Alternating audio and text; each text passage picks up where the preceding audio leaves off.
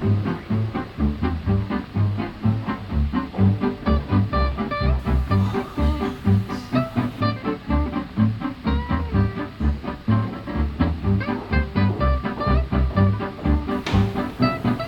how may I help? Hello and welcome back to another myth busting exercise. Today we're going to bust yet another family law myth.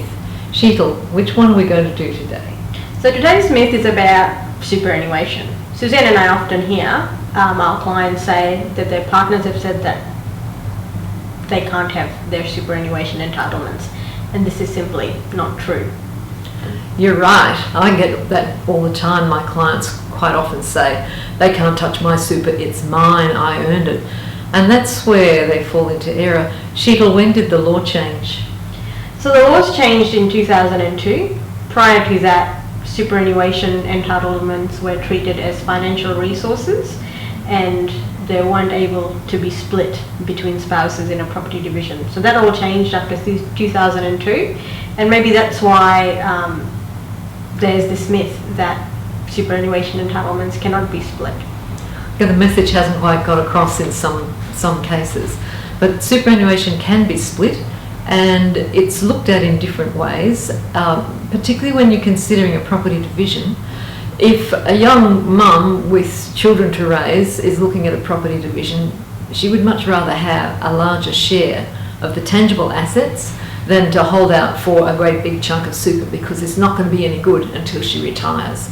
Certainly one needs a platform to build on, but having the means to re-establish oneself is much more important in those circumstances. And in an older couple, of course, that's a very different situation and you would be looking for a super split.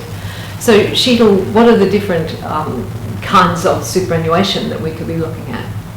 So the most basic types are a superannuation in its accumulation phase, or a superannuation which is a defined benefit.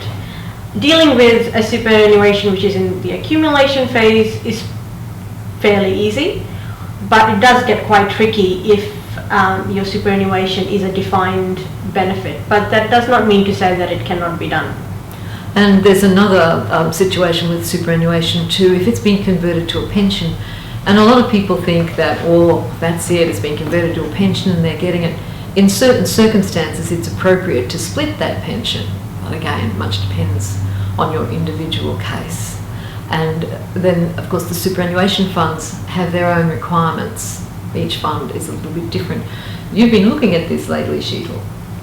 There are some funds that cannot be split, and foreign superannuation funds are one of these. But that's not to say that it cannot be taken into account when determining what a property division ought to be.